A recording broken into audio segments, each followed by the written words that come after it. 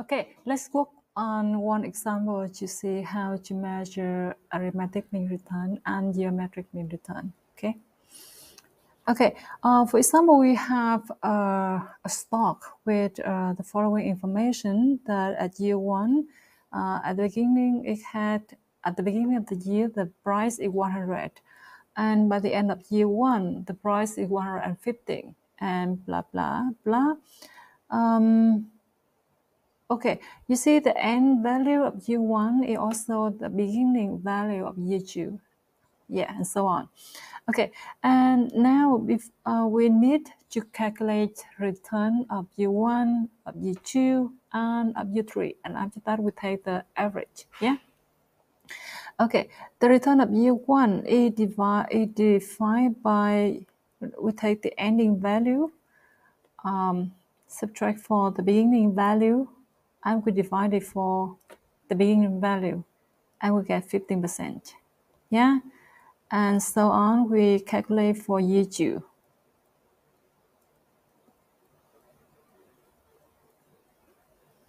Yeah, and you also do for year three.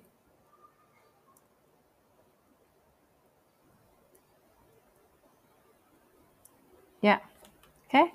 And then after you have the return for each year, you take the average. Yeah, divided by 3. And geometric mean return, we take 1 plus R1 multiply for 1 plus R2. Yeah, and 1 plus R3. Power 1 over 3 and subtract it for 1. Okay, it's simple, huh? Okay, that is how we measure the average return, okay, based on the historical value of the return. Okay, and remember the previous figure, they measure the average return for each portfolio, yeah, over time. And this is the average return. Okay, we have inflation for about 80 years. The average inflation is 3%. The average return for U.S. Treasury bills 3.5%, and so on. And the highest return is for small stocks with 16.9% per year. And from this number, we come up with the premium.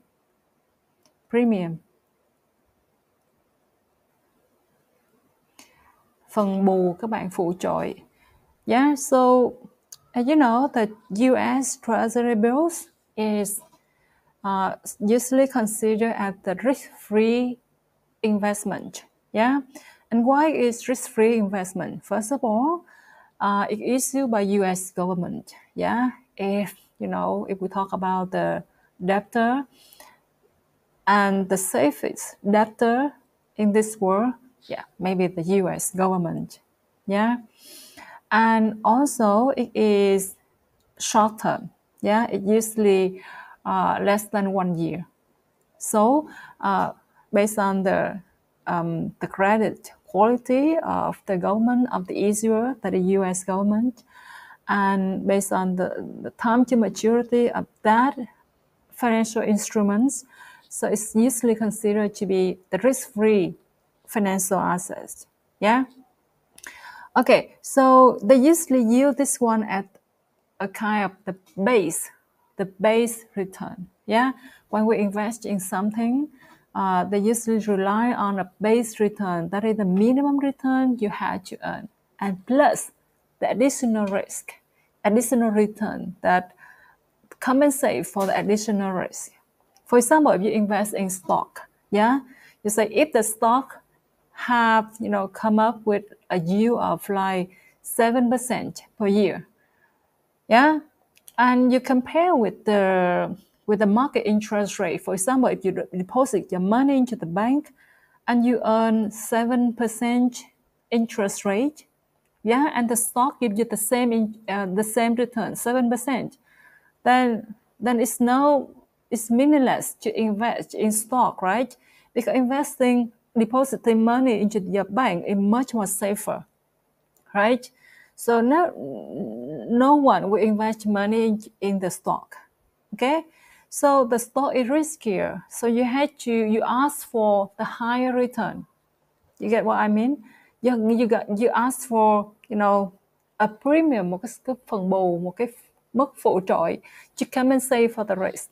Yeah, the additional risk that occur because you invest your money into a riskier financial assets such as stock. Yeah. So premium here is the difference between the return and the risk-free rate, the return of of an asset.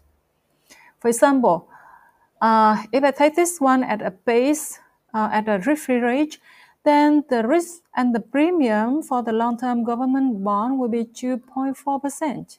Yeah, right? You take 5.9% and subtract from 3.5%, and you get this premium. So this 2.4% is the risk premium of long-term government bonds over U.S. Treasury bills. Yeah. And okay, we also do the same for long-term corporate bonds, for small stock and for large stock. And of course, for small stock, the risk premium is the highest. Yeah, the risk premium, the extra. Okay, this is the research for the risk premium. Okay. So far we calculate the average return of your investment. Yeah, that is the average return you have per year when you invest in a financial assets. By we take the annual return of of each year, and we take the simple average. Okay, but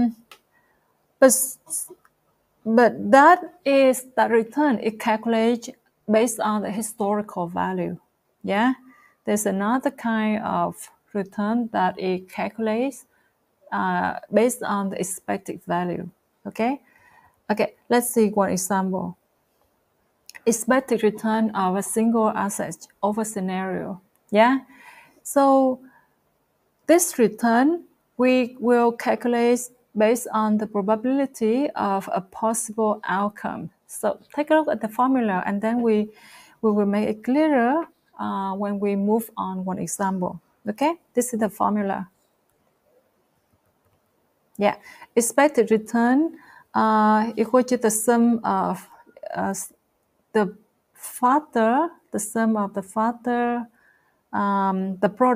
sum of the product between probability of return and the possible return. Yeah. Okay, look at one example. We have two stocks, C and D. Yeah, C and D. And we predict that there are three possible states of the economy.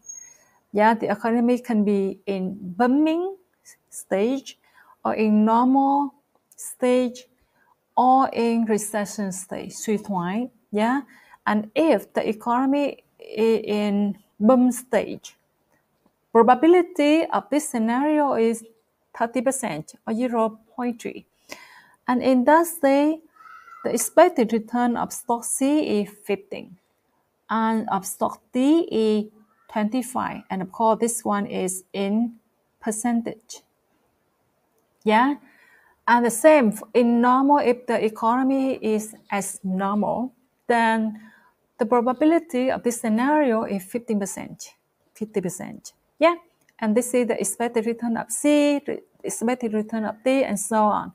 So what are the expected returns of stock C and stock D given the three scenarios? Yeah. Okay, first of all, we need to find the probability of the recession scenario. So remember, the total probability had to be equal to 1. So we have 0.3, 0.5. This one should be 0.2, 20%. Okay? And then we take the probability of booming, yeah, 0.3. multiply for 15, that is the return of stock C in bumming period, in bumming scenario. And plus with the probability of normal scenario, multiply for 10%, that is the expected return of stock C in normal scenario, and plus this. Yeah, and we come up with 9.9%. And we do exactly the same for stock D. So the expected return of stock C is 9.9%, and of stock D is 17.7%. Okay. Okay, and in financial term, yeah, we call this one a ex-post return, ex-post. Yeah, export return. And the return, when we calculate based on the historical value, we call that one a ex ante. Ex ante.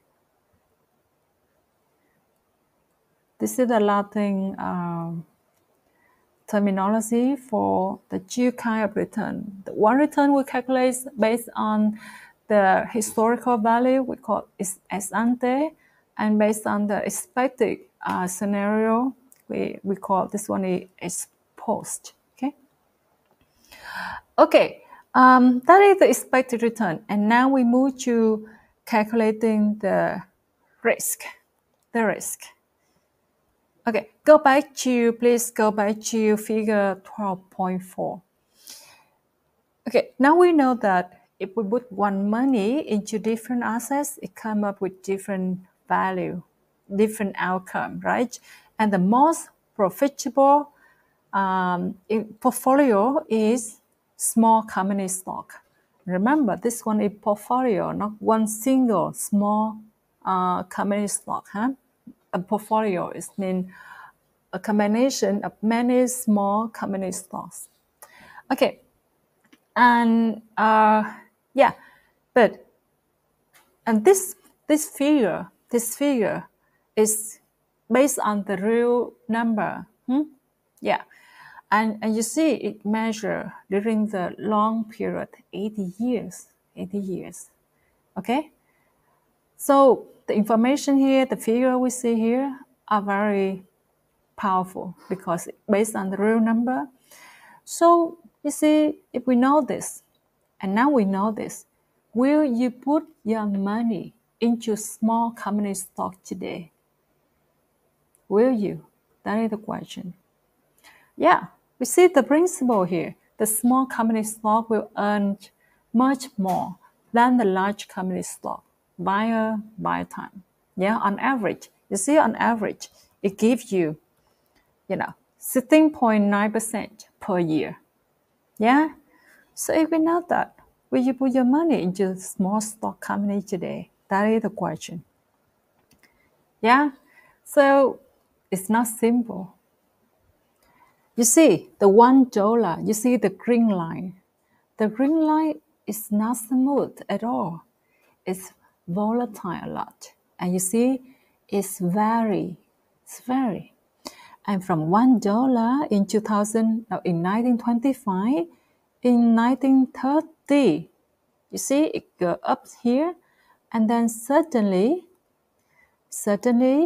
it go down here. You see, go down here from $1. I think here is still like 40 cents. So you lose 60% of your portfolio. Yeah, and then it goes up again. Yeah, and a little bit higher than $1. And you know how long do it take to do that? 10 years, from 1925 to 1935. Who can hold the stock for such a long years? I don't know. Maybe there's someone, but not many can do so. Yeah, and then it did not stop there. If go down again, and then being